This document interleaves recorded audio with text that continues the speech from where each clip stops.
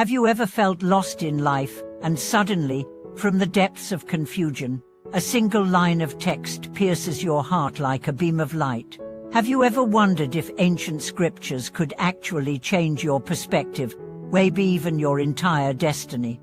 Welcome back to our channel, your place for diving deep into spiritual truths and rediscovering timeless wisdom. Today, we are taking an extraordinary journey through one of the most revered texts in all of Buddhism, the Lotus Sutra, also known as the King of Sutras.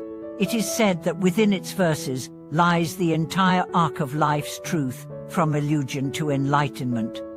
And in this episode, we will explore 5 specific verses from the Lotus Sutra that have changed countless lives over centuries. By the end, you may find your own path illuminated in ways you never expected. Let us begin with the first verse. All phenomena from the very beginning are marked by tranquil extinction. At first glance, it might sound like obscure philosophy, but pause for a moment. What if every joy and every sorrow, every gain and every loss you've experienced was in essence empty from the start, not in a nihilistic sense, but in a liberating one? This verse teaches that beyond our attachments, beyond our ceaseless grasping and resisting, lies the truth of tranquility. Everything we fear to lose and crave to gain is part of a play that never truly touches our essence. Imagine a stage actor crying real tears in a performance. The audience feels his pain, yet the actor knows it's a role. In life, we too take on roles: parent, child, teacher, entrepreneur, but forget that behind it all, there is something untouched, something eternal. The Lotus Sutra tells us that this essence is not disturbed by life's dramas. It is always whole, always calm, always free. The second verse reads, "I now tell all children, you should be joyful." This is more than a sentimental call for happiness. This is the Buddha's voice, ageless, loving, wise, speaking to all of us, not as distant beings, but as his very own children. When the Buddha declares this, it's a moment of profound intimacy. He's not simply teaching. He's celebrating the moment we finally listen, the moment we recognize our divine origin. Have you ever had a moment where you understood someone's tough love in retrospect? When you realized that a parent's silence was actually protection, or a friend's criticism was truly care? This is the kind of joy the Buddha refers to, not superficial pleasure, but the joy of returning home, of recognizing truth when it finally clicks. This brings us to the third verse. "This alone is the truth, the others are not real." With this line, the Lotus Sutra smashes through the conventional ideas of partial paths and temporary goals. In earlier teachings, the Buddha offered provisional teachings as vehicles to guide people gradually. But here, he reveals that there is only one real goal: full Buddhahood. Not peace, not merit, not even heaven. Only full awakening. This verse is a thunderclap. It calls out to every spiritual seeker: stop settling. Stop aiming for comfort. You are meant for enlightenment. You are not here to just survive, or just be good. You are here to awaken, completely and irreversibly. Everything else is a way station.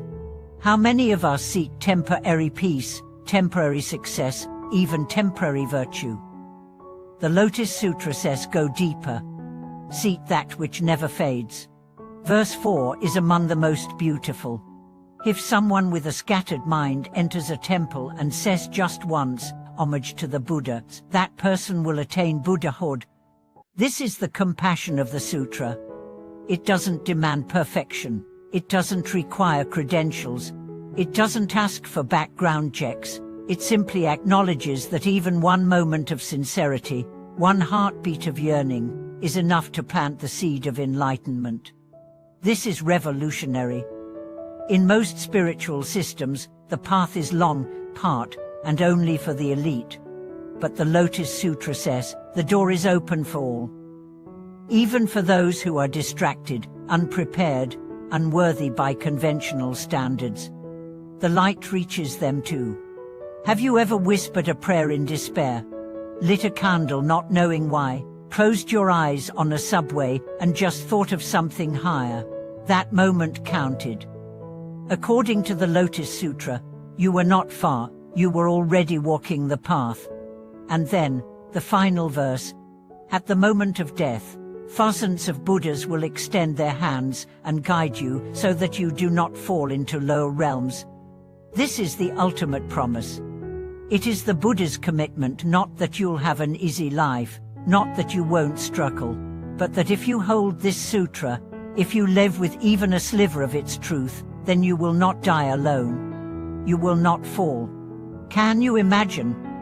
In your final breath, the hands of enlightenment reaching to carry you, not because you were perfect, but because you remembered, because you listened, because you trusted.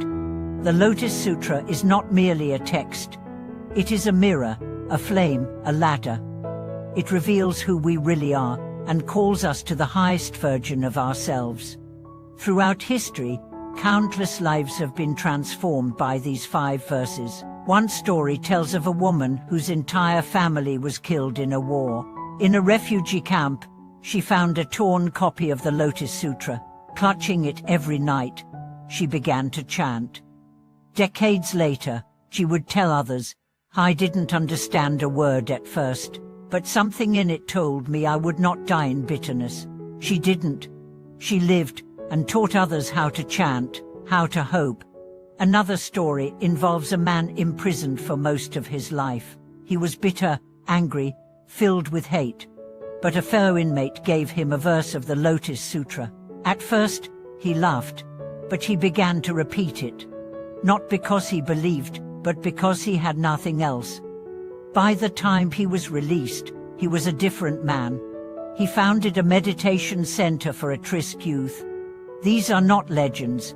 They are everyday miracles, and they are yours if you choose them. So the next time you feel small, remember you were not meant for small things. You were meant to become a Buddha. The Lotus Sutra does not promise ease, it promises glory. Not worldly glory, but the radiance of a soul awakened. And that awakening begins now, not when you become perfect, not when you memorize 100 scriptures, but now, in the space between 2 breaths, in the whisper of your own longing to return to truth. Thank you for spending this time with us. If the Lotus Sutra has ever touched your life, or if you've had moments of awakening sparked by ancient wisdom, we'd love to hear your story. Leave a comment, share your thoughts. Your story might inspire someone else's beginning. Don't forget to subscribe and like. Every click helps us reach someone out there who might be holding on by a thread, someone who just needs a verse to catch the light again. Thank you for watching this video.